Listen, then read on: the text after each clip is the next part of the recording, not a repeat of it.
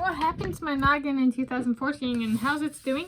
So back in December 2020, I filmed a video, split it into two, uploaded it in two parts for uploading purposes. Published it January 2021.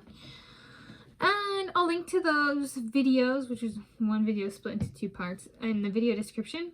And I'm going to revisit that now. I'm putting together, filling in my awards and honors playlist. And for the stuff where it's like I got diagnosed with something, I'm trying to do a, did I reach a maturation stage from that initial diagnosis? Like being a cancer survivor, like I got through it. I stopped my ADHD medication and just like went back to living without the medication like I had before. So I'm thinking of it like it's bookending the kind of like issue, so to speak. So this one is the head trauma and just kind of today, 20 October 2023, what is the head trauma? What remains? What happened and how am I doing now? So essentially I was brushing my teeth and it was October 2014 and I fell backwards. The reason for my fainting remains unclear. We still don't know. The best guess was I had a virus and something just hit my system and I was out.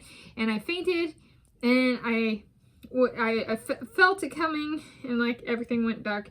But I had bent my knee a little, right, because I was brushing my teeth. But I still somehow managed to fall backwards, which at 5 feet, 7.5 inches, I fell backwards and hit my skull, the back of my head. Let's see, even with my hair growing out, I think the scar is still kind of visible somewhere back here. Kind of, it's more visible when it's shaved at 5 millimeters. Hit the tile, it was a tile floor, came to a wee bit later. And then my dad actually flew out and we went to the emergency room together and I was too late to get stitches. There was an external hematoma, which means blood pools on the outside of my head. And I have a scar. And I couldn't remember my parents' names. And I lost a bunch of like my basic motor functioning, and so that was kind of some of the first stuff to come back. Welcome back! And my parents just got back from a walk. And and I remember their names now, and I remember them, but it was kind of, there was kind of initial like losing of kind of everything, and then I got a bunch back, and then 17 before remains kind of problem, but my memory recovery is ongoing.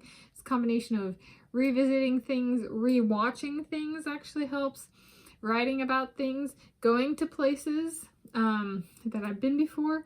Maybe I don't remember that I was there before, but I go and I start to remember like some of the stuff I thought when I was there, stuff I did when I was there, and that helps a lot. And sometimes it's kind of like I'll remember enough pieces that all of a sudden it's kind of like they're all connected. It's like a memory trace. It's like matrix algebra. The trace of a matrix stays the same kind of thing. It's like the memory trace stays the same, but it's like, you know, that wiring in my brain that got damaged somehow all of a sudden starts working again, kind of thing. I'm not a neuroscientist. I haven't taken any classes in neuroscience or psychology or psychiatry or anything like that. I've read some neuroscience papers back in when I was dealing with this to just be like, how do I start to get some of this back? And so the recovery is ongoing, and it remains the 17 years of age and before that are kind of the problem. Going back, I think one of the ones is going back to Sunset School Park and filming there and just like walking the school. It's amazing how much comes back with putting myself in a place and talking. Right? Like not like just walking through, okay, this is where the buildings were. No, actually speaking out loud what it was, because I start to like this actual act of speaking helps me recall. Plus the place. But so it's been an interesting realization of I would not have remembered that had I not spoken through it. So I'd say that's kind of perhaps a stage where I'm at, is writing is one that kind of after the injury I focused on, but currently as of 20 October 2023, it's a Friday, my biggest kind of memory recall activity that's new and helpful is talking through things. Because it's like it's kind of like I couldn't remember the passcode to my phone when I fainted, like when I came back, but my muscles, I was like, all right, just do it from like muscle memory, and it opened my phone because my hand had done it so many times that it was just like reflex. And so it's kind of like if I go to a place like Sunset School Park, I spent 7 years there and 9 months a year when I was in school, and so you know, I talked about this is this room, or like, are we going to blank? Or so my voice, those are muscles, and muscles have memories.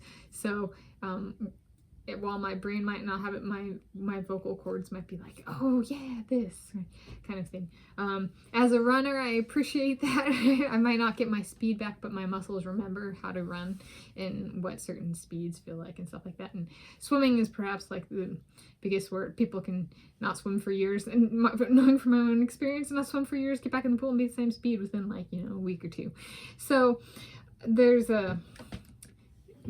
muscles have memory, and then there's brain memory, and there's muscle memories, kind of system memories.